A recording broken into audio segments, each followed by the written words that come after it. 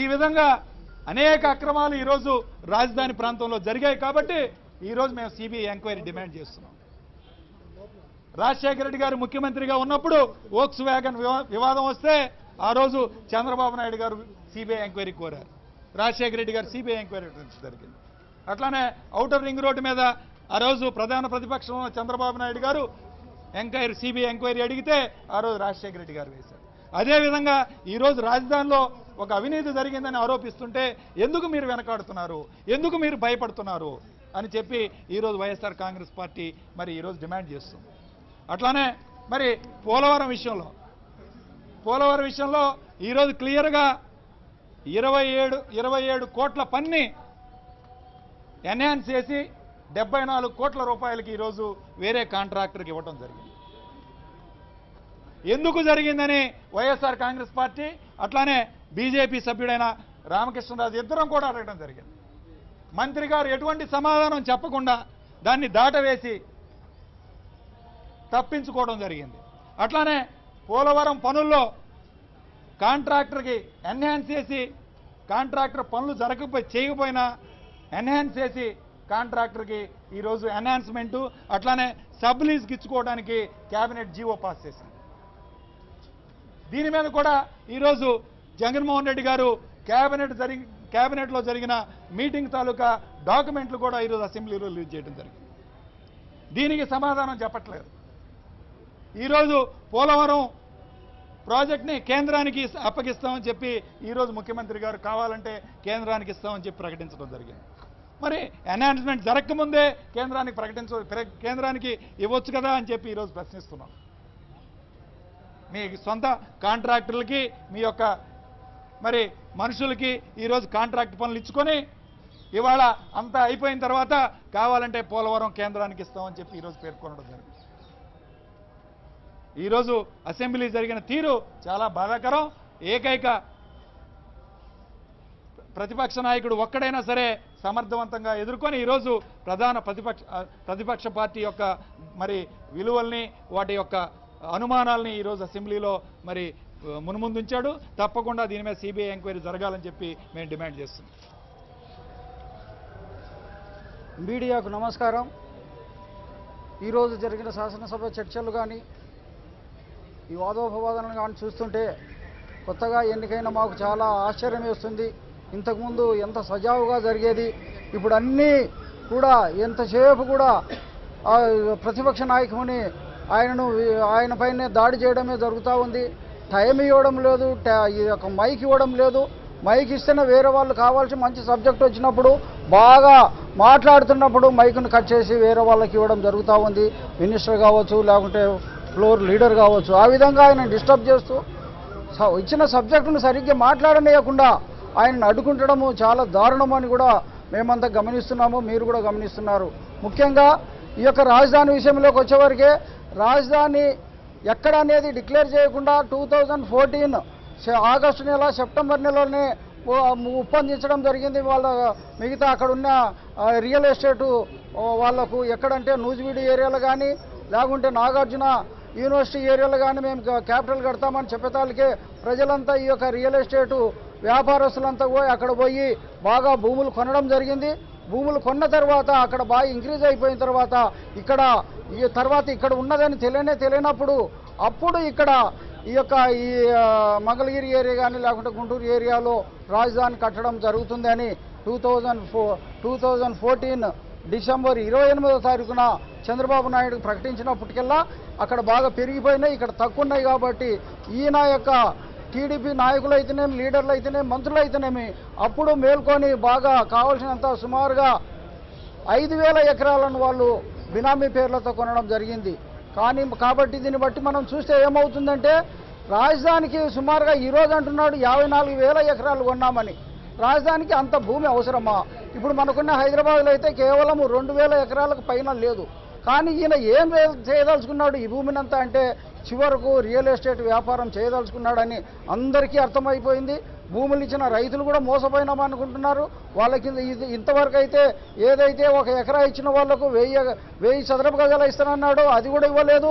ఇంతవరకు వాళ్ళకి కౌలు రైతులకైతేనేమి లేకుంటే ఈ యొక్క రైతు కూలీలకైతేనేమి ఒక్కొక్కరికి సుమారుగా 50,000 సంవత్సరానికి ఇస్తానని చెప్పి వాళ్ళకు కూడా ఇంతవరకు కూడా ఏమి ఇవ్వడం జరగలేదు. కాబట్టి ఈ విధంగా చూస్తూ ఉంటే అసలు మనకు రాజధాని అక్కడ కడతాడా లేదా అనేది కూడా అనుమానంగా తలెత్తుతుంది. దానిపైన సాక్షి పేపర్లో వచ్చిన వార్తలను మేము సమర్థిస్తున్నాము. ఆ విధంగా వాళ్ళు ఒప్పుకోలేక ఎవరు కొన్నారో చెప్పండి, చెప్పిన పైన ఎవరు కొన్నాడా, నారాయణ కొన్నాడా, లేకుంటే పత్తిపాటి పుల్లారావు కొన్నాడా, ఉమామహేశ్వరరావు కొన్నాడు, ఎవరు కొన్నారో చెప్పంటే వాళ్ళ పేరు కొనలేదు. మాకు తెలుసు, వాళ్ళకు తెలుసు. వాళ్ళ పేరు కొనింటే మీరు చూపెట్టండి, సర్వే నంబర్లు చెప్పండి, వాళ్ళని ఇమ్మీడియట్గా మేము సస్పెండ్ చేస్తాము, మంత్రి పదవి తీసేస్తామని చెప్తారు. కానీ మనకు తెలుసు, వాళ్ళకు తెలుసు, వాళ్ళ పేరటైతే కొనలేదు. కేవలం బినామీ పేర్లనే కొన్నారు వాళ్ళని. ఆ బినామీ పేర్లు ఏదో చెప్పమంటారు. బినామీ పేర్లు మనం చెప్తే అది అక్కడికి తీసుకుపోయి అక్కడి నుంచి సర్దుబాటు చేసుకొని ఆ విధంగా ఏదో తారుమార్పు చేయాలని అది చూస్తున్నారని మా దగ్గర జగన్మోహన్ రెడ్డి గారి దగ్గర ఆధారాలు ఉన్నప్పటికీ కావాల్సి చూపెట్టడం లేదని మీకు అందరికీ తెలుసు. ఆ విధంగా చేసుకొని మీరు చూపెట్టట్లేదు కాబట్టి మీరు క్షమాపణ చెప్పాలా లేకపోతే రాజీనామా చేయాలని బ్లాక్మెయిల్ చేయడము ఏమంత సమంజసమని కూడా మేమంతా వ్యతిరేకిస్తున్నా కానీ కూడా పట్టించుకోకుండా ఈరోజు ఏదైతే ఈ చంద్రబాబు నాయుడు గారు సవాళ్ళు విసురుతూ ఉన్నారో అవన్నీ సమంజసం కాదు. వాళ్ళకు చిత్తశుద్ధి ఉంటే, ఏ విధమైన వాళ్లకు ఆపోహలు లేకపోతే, వాళ్ళు నిర్దోషులైతే, మేమైతే సిబిఐ ఎంక్వైరీ జరగాలని కోరుకుంటున్నప్పటికీ కూడా వాళ్ళు సిబిఐ ఎంక్వైరీకి ముందుకు రావడం లేదు. ఎంతసేపు మీ దగ్గర ఉన్న ఆధారాలు చూపెట్టమని అంటారు కానీ వాళ్ళ దగ్గరున్న అవి అయితే చూపెట్టరు, ఎంక్వైరీకి ముందుకు రారు. కాబట్టి ఏదైతే నిందారోపణ ఉందో, నేరారోపణ వాళ్ళపైన మోయబడిందో, this is the responsibility of the ministers to prove themselves they are not guilty, they are not purchased any land on binami names అని వాళ్ళు ప్రూవ్ చేసి burden of proofs lies on them. అది మర్చిపోయి ఎంతసేపు మీరు చూపెట్టండి దానిపైన వాదోపవాదాలు జరిగినాయి. ఇంతసేపు కూడా అది చేసి మేము సిబిఐ ఎంక్వైరీ కావాలని అరిచినందుకు మమ్మల్ని అందరినీ కూడా ఈ రోజు నుంచి కూడా మమ్మల్ని సస్పెండ్ చేయడం జరిగింది. కాబట్టి దానికంతా మేము నిరసిస్తున్నాము, ఖండిస్తున్నాము. ప్రతిపక్ష నాయకులు కానీ ఖచ్చితంగా ఇది భూదందా జరిగిందని నమ్ముతున్నాము. కానీ దానికి ఆ సవాళ్ళను వాళ్ళు స్వీకరించకుండా కళ్ళబొల్లి మాటలు చెప్పి తప్పించుకుంటున్నందుకు మేము నిరసన వ్యక్తం చేస్తున్నాము. అందరికీ నమస్కారం అండి. ఈరోజు గవర్నర్ గారి ప్రసంగంపై చర్చ జరుగుతున్న ఈ సమయంలో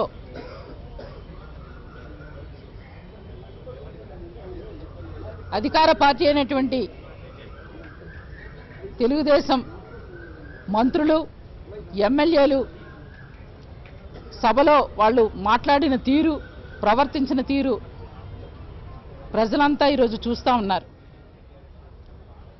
ఎందుకంటే వైఎస్ఆర్ కాంగ్రెస్ పార్టీ ప్రధాన ప్రతిపక్ష పార్టీ, మా నాయకుడు, మేము అందరం కూడా ఎప్పుడు ప్రజల పక్షాన, పేద రైతుల పక్షాన, మహిళల పక్షాన వాళ్ళ గొంతు వినిపించడానికే ఈ చట్టసభల్లో మేము వారి యొక్క సమస్యల్ని ఎత్తి చూపించి ప్రభుత్వం ఖచ్చితంగా ఇచ్చినటువంటి హామీల్ని నెరవేర్చాలని చెప్పి మేము పోరాటం చేసేటటువంటి శాసనసభ్యులుగా ఈరోజు అందరూ చూశారు.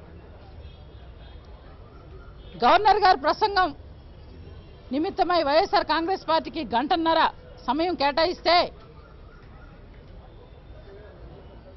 ఆ సమయాన్ని మా నాయకుడు ఒకరే మాట్లాడాలని మేమందరం కూడా మా నాయకుడికి మాట్లాడమని చెప్తే వారు మాట్లాడే సమయంలో ప్రతి 10-15 నిమిషాలకి ఇలా మాట్లాడుతుంటే మైక్ కట్ చేసేసి అటువైపు నుంచి ఇంకొక మంత్రి లేచి క్లారిఫికేషన్ అని అంటూ వ్యక్తిగత దూషణ, మరలా మైక్ ఇచ్చి మరలా కట్ చేసి మళ్ళీ ఇంకొక ఎమ్మెల్యేకి ఇచ్చి వ్యక్తిగత దూషణ.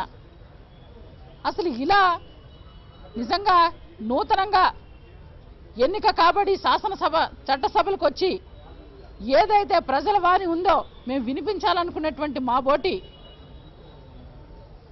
గిరిజన ఎమ్మెల్యేలకు కూడా చాలా బాధ అనిపిస్తోంది. ఇదేనా సభ?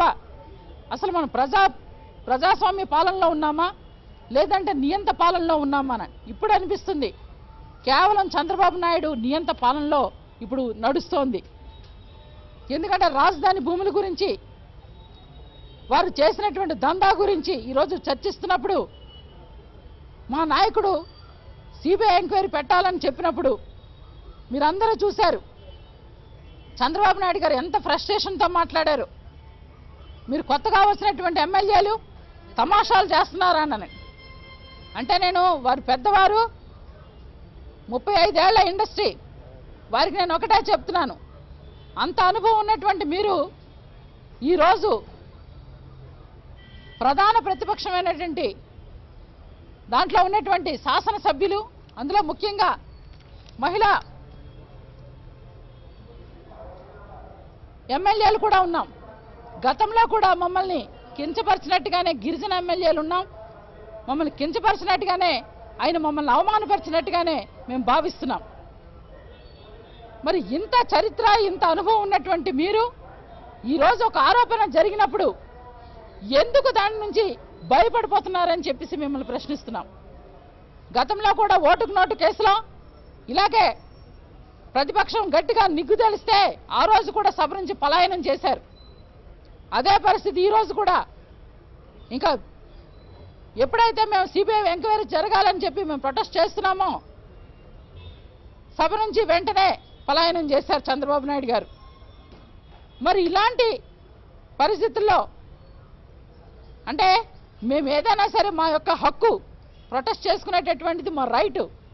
ఈరోజు కేవలం ఉద్దేశపూర్వకంగా మా గొంతులు నొక్కేయాలని ఈరోజు ప్రజల దగ్గర మేము ఏదో చాలా ఉత్తమంగా పరిపాలన చేస్తున్నామని చెప్పి గొప్ప చెప్పుకోవడానికి ఈరోజు ప్రతిపక్షం గొంతు నొక్కేసే విధంగా అందరు ఎమ్మెల్యేలని సస్పెండ్ చేసేస్తే గొప్పలు రావండి. ఈరోజు చెప్తున్నాం, ఇదే రాజధాని భూదందాలో ఏదైతే పేద రైతులు ఉన్నారో మీరు అంటున్నారే స్వచ్ఛందంగా 33,000 ఎకరాలని మేము తీసుకున్నాం. ఇంకా ముందుకు నడిచి చంద్రబాబు నాయుడు గారు అంటున్నారు 54,000 ఎకరాలని నా దగ్గర ఉందనండి. మరి పేద రైతు స్వచ్ఛందంగా మీకు భూమి ఇస్తే ఈరోజు మీ మంత్రులు మీ ఎమ్మెల్యేలు ఒప్పుకుంటున్నారు మేము ఈ రోజు కాదు గతంలో ఎప్పుడో కొన్నామనండి. మరి మీ మంత్రులు ఎమ్మెల్యేలు మీ ఆస్థానంలో ఉండి వారెందుకు మీకు స్వచ్ఛందంగా భూమిని ఇవ్వలేకపోతున్నారని చెప్పి మిమ్మల్ని ప్రశ్నిస్తున్నాను. ఈరోజు అక్కడే ఎందుకు కొన్నారని కూడా మేము ప్రశ్నిస్తున్నాం. మేము ఒకటే చెప్తున్నాం, మాట్లాడితే రాజధాని అంటే మీకు వ్యతిరేకమని అంటారు. ఎవరు కూడా ప్రజలు ఈ నూతనంగా అంటే 2 కళ్ళ సిద్ధాంతంతో ఆ రోజు రాష్ట్రాన్ని ఆ రోజున్న కాంగ్రెస్ బీజేపీతో కూడిపోయి రాష్ట్రాన్ని విడగొట్టేశారు. ఈరోజు హామీలకు నోచుకొని ఆచరణకు నోచుకొని హామీలను ఇచ్చి రైతు రుణమాఫీలని అధికారంలోకి వచ్చారు. వచ్చి ఇంకా రైతుల్ని మహిళల్ని ప్రజల్ని మోసం చేస్తానంటే ప్రతిపక్ష పార్టీగా మేము ఊరుకునేది లేదు. అదే రాజధాని భూముల్లో మీరు జోనింగ్ పెట్టారు. పేద రైతుల భూములన్నీ ఉన్న దగ్గర అగ్రి జోన్ అన్నారు, మిగతాది రియల్ ఎస్టేట్ జోన్ అని పెట్టారు, బిజినెస్ జోన్ అని. దానివల్ల అక్కడ రేట్లు పెరుగుతున్నాయి, ఇక్కడ రేట్లు తగ్గుతున్నాయి. ఈరోజు మీరు సభలో మాట్లాడే మాట ఒక్క రైతు కూడా బాధపడటం లేదట. అందరూ చాలా హాయిగా ఆనందంగా ఆయనకి దారాదత్తం చేశారంట. మరంత దారాదత్తం చేసినప్పుడు ముందుగానే అక్కడ రాజధాని వస్తుందని తెలుసుకొని మీ సంబంధిత మంత్రులు ఎమ్మెల్యేలు ఎందుకు ఆ ప్రాంతంలో బినామీ పేర్ల మీద భూములు కొన్నారని చెప్పి మేము మిమ్మల్ని ప్రశ్నిస్తున్నాం. ఈరోజు ఒక గిరిజన శాఖ మంత్రి రావుల కిషోర్ బాబు గారు ఆయన అంటున్నారు అసైన్డ్ భూములు కొన్నాము నిజమేనని. అసలు అసైన్డ్ భూములు అన్నది ఎవరికి? దళిత గిరిజనులకి ఇచ్చేటటువంటి ప్రభుత్వంలో అసైన్డ్ భూములు. అది అసలు రాజ్యాంగ పరంగా కూడా చట్ట విరుద్ధం. అది ఎవరికి కొనుగోలు చేసుకోవడానికి కానీ అమ్మడానికి కానీ కుదరదు. కానీ ఈరోజు నేను ఒక దళిత మంత్రిని కదా, గిరిజన మంత్రిని కదా, అసైన్డ్ భూములు కొనుక్కునే రైట్ నాకు ఉందని చెప్పి అతి తక్కువ రేట్లతో ఆ రోజు కొనేసుకొని ఈరోజు అదే అసైన్డ్ భూములకి ఒక జీవోను కూడా ఫిబ్రవరి 17వ తారీఖున రిలీజ్ చేయడం ఇది ఈరోజు ప్రభుత్వం చేసినటువంటి తీరు. మరి ఇంకెక్కడ మీరు నీతి నిప్పు నిజాయితీ అంటుంటారు. మరి మీ నీతి ఎక్కడుంది? మీ నిజాయితీ ఎక్కడుంది? మీరు అగ్గి నిప్పు అంటుంటారే, నిరూపించుకోండి. ఈరోజు ఆరోపణలు వచ్చాయి, అది సాక్షి పేపర్ చేసిందా, లేదంటే వైఎస్ఆర్ కాంగ్రెస్ పార్టీ చేసిందా, లేదంటే ప్రజలు చేశారా? ఎవరు చేసినా మీ మీద ఒక ఆరోపణ వచ్చింది. ఆరోపణ వచ్చినప్పుడు నిజమే ప్రభుత్వం మీ చేతిలో ఉంది, మీకు తెలుసు. సిబిఐ కూడా సిబిఐలు కానీ న్యాయ చట్టాలు కానీ అన్ని పోలీసులు వ్యవస్థ కానీ అన్నీ కూడా మా చేతుల్లో ఉందని మీరే విర్రవీగిపోతుంటారే. మరి అటువంటిప్పుడు మిమ్మల్ని మీరు నిరూపించుకోవడానికి ఖచ్చితంగా సిబిఐ ఎంక్వైరీ చేయించుకోండి, నిరూపించుకోండి. దానికి భయపడిపోయి ఈరోజు ప్రతిపక్షం గొంతు నొక్కేసి ప్రజలు రైతుల భూముల్ని రైతులకు మోసం చేస్తూ వాళ్ళ దగ్గర నుంచి మామూలుగా స్వచ్ఛందంగా ఇవ్వలేదండి. ఆ రోజు మనం అందరం చూసాం, పచ్చని పంటలు పండే భూమిని ఎవరో కూడా స్వచ్ఛందంగా బాబు నువ్వు వచ్చారు మీకే మేము అర్పితం చేస్తున్నామని ఎవరు ఇవ్వడండి. ఆ రోజు వాళ్ళు చాలా ఆందోళన చెందుతూ మీరు పోలీసుల చేత అక్రమ కేసులు పెట్టిస్తూ ఉంటే, మీరు పోలీసుల చేత ఇబ్బందులు పెట్టిస్తూ ఉంటే భయపడిపోయి ఇంతకన్నా మాకు గత్యంతరం లేదని చెప్పి మీరు పెట్టినటువంటి భూసేకరణ భూ సమీకరణలో ఖచ్చితంగా ఇవ్వాల్సి వచ్చి వాళ్ళు గొంతు నొక్కుకొని ఈరోజు భూముల్ని రాజధాని కోసం ఇస్తే ఆ ఇచ్చినటువంటి భూమిని మీరు దుర్వినియోగం చేస్తూ ఈరోజు పేద ప్రజల్ని మోసం చేస్తూ చేసినటువంటి తీరున ఈరోజు వైఎస్ఆర్ కాంగ్రెస్ పార్టీ గట్టిగా అడుగుతా ఉంది. ఇప్పటికైనా సవాలు విసురుతా ఉన్నాం. ఏదైతే మీరు మీ మంత్రులు కానీ ఎమ్మెల్యేలు కానీ మేము సెంటు భూమి కూడా కొనుక్కోలేదు, ఏమైనా నిరూపిస్తే మీకు ఇచ్చేస్తామని అంటున్నారు. ఇప్పుడు మేమంటున్నాం, అలాగ మీ మీద ఆరోపణలు వచ్చినటువంటి మీ బినామీ పేర్ల మీద ఏదైతే భూమి కొన్నారో అవి ఆ పేద రైతులకి ఇచ్చేయండి. గతంలో మీరు ఏదైతే తక్కువ రేట్లకు కొన్నారో ఈరోజు ఉన్నటువంటి పరిస్థితుల్లో వాళ్ళు లక్షాధికారులు అవుతారు.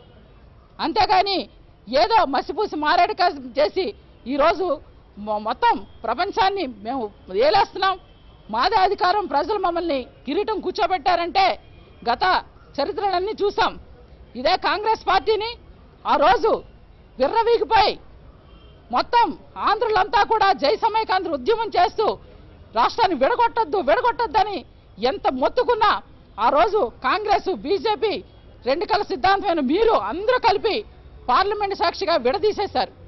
విడదీసి ఆ రోజు ఇచ్చినటువంటి హామీలను ప్రత్యేక హోదాని కానీ అలాగే రైల్వే జోన్లు కానీ ఇలాంటివి ఏమీ ఇవ్వకోకుండా ఈరోజు ప్రజల ఆగ్రహానికి గురవుతున్నారు. కాంగ్రెస్ పార్టీకి మన ఆంధ్రాలో ఎలాంటి పనిష్మెంట్ ఇచ్చారో, ఒక్కరు కూడా గెలవకుండా తుడిచిపెట్టుకుపోయారో రాబోయే కాలంలో కూడా తెలుగుదేశానికి అదే గతి పడుతుందని చెప్పి ఈ సందర్భంగా తెలియజేస్తున్నాం. ఖచ్చితంగా ఈ రోజే కాదు, అసెంబ్లీ సమావేశాలు ఈరోజు మమ్మల్ని సస్పెండ్ చేసేశారు. ఇలాంటి శిక్షలు అక్రమ కేసులు ఎన్ని పెట్టండి, మా గొంతు ఆపం, మేము ప్రజల పక్షానే పోరాటం చేస్తాం. ఏదైతే ప్రజలు కోరుకుంటున్నారో వాళ్ళకి న్యాయం జరిగేదాకా కూడా మేము వైఎస్ఆర్ కాంగ్రెస్ పార్టీ డిమాండ్ చేస్తూ ఖచ్చితంగా సిబిఐ ఎంక్వైరీ జరగాలని ప్రధాన డిమాండ్గా తెలియజేస్తున్నాం. థ్యాంక్ యూ అండి. అందరికీ నమస్కారం. ఈరోజు అసెంబ్లీలో స్పీకర్ గారు తను బాధ్యతగా ఇరువైపులా కూడా న్యాయం చేయవలసిన సభాపతి అయ్యుండి ఈరోజు వారికి పదే పదే మైకునిచ్చి జగన్ గారు ఈ భూదందా వలన మనకు రాజధాని నిర్మాణం జరిగిన దానికి ఈ రకంగా ఆరోపణలు వస్తున్నాయి, మనకి ఇబ్బంది అవుతుందన్న సదుద్దేశంతో ఆయన మాట్లాడుతున్నారు. అన్ని విషయాలు కూలంకషంగా మాట్లాడుతున్నప్పుడు పదే పదే భయంతో మంత్రుల చేత వాళ్ళ శాసనసభ్యుల చేత పదే పదే దాదాపు 50 నిమిషాలు అడ్డుపడడం చాలా దారుణం అనిపించింది. కొత్తగా ఎన్నికైనప్పుడు మాకు పదే పదే విమర్శిస్తున్నారు, మీరు కొత్తగా అయ్యింది కూడా ఏంటా నవ్వులు ఏంటా అనంటే వాళ్ళు అసహనంతో అభద్రతా భావంతో ఉండే విధానం చూసేటప్పుడు ఎవరికైనా ఒక నవ్వు అనిపిస్తుంది. ఆ నవ్వు ఎందుకు వచ్చిందనంటే ఆయన చాలా పొగుడుతూ మేమే ఈ రాజధానిని కట్టిస్తాం అని ఒకడు బోండా ఉమామహేశ్వరరావు గారు అనుకుంటాను, ఆయన అన్నారు మేము రాజధాని లేక చెట్ల కింద మనం కూర్చోవాల్సి వస్తుందని అంటున్నారు. మనం గెలిచి 2 సంవత్సరాలు అయింది, చెట్టు కింద ఎప్పుడైనా శాసనసభను నిర్వహించామా? ఆయన అలా మాట్లాడడం ఎంతవరకైనా తగునా అని మాకు నవ్వు రాక తప్పదు. అటువంటిప్పుడు కూడా 10 ఏళ్ళు ఉమ్మడి రాజధానిగా మనకి కేంద్ర ప్రభుత్వం ఇచ్చినప్పుడు మనము నిదానంగా ఇక్కడే ఉండి ఇక్కడే అనేక సెక్రటేరియట్లు అన్నిటికీ డబ్బులు చాలా వెచ్చించారు.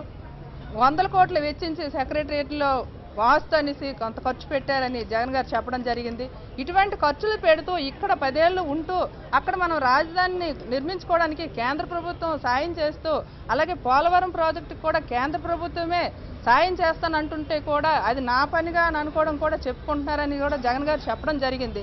వాటన్నిటినీ కూడా వక్రీకరించుకొని వాళ్ళు అభద్రతా భావంతో ఈరోజు భయపడి, అలాగే ఈ రాజధాని భూదందాలో కూడా వాళ్ళు ఎందుకంత భయపడ్డారో మాకైతే అర్థం కావటం లేదు. ఎందుకంటే ఎక్కడైనా సరే ఒక ఆరోపణలు వచ్చినప్పుడు జనరల్గా మనము సిబిఐ ఎంక్వైరీ వేయండి, తప్పేముంది అని అంటే అలాగే వేయండి, నీ నిర్దోషిగా బయటకు వస్తానని ఛాలెంజ్ చేసి చెప్పే మనుషులు ఉండాలే తప్ప వీళ్ళు పదే పదే తిరిగి ప్రత్యారోపణలు చేస్తూ ఇలాంటి ఆరోపణలు చేయవచ్చానని సభాపతి గారు హెచ్చరించమని చెప్పినప్పటికీ ఆయన హెచ్చరించకుండా కేవలం మమ్మల్నే టార్గెట్ చేస్తూ, మా జగన్మోహన్ రెడ్డి గారినే టార్గెట్ చేస్తూ వాళ్ళు ఎన్ని ఆరోపణలు చేసినా, మంత్రులు నువ్వు అని మాట్లాడినా, వ్యక్తిగత దోషణలకు వెళ్ళినా, నీకు ఇల్లు లేదు, నువ్వు ఇలా అప్పుడులో నీకు లేదు, ఇప్పుడు ఎలాగొచ్చాయనని అనడాలు అవన్నీ సరికాదని పదే పదే చెప్తున్నప్పటికీ వారిని మమ్మల్ని ఆ రకంగా వాళ్ళని మా వైపు ప్రోద్బలం చేస్తున్నట్టుగా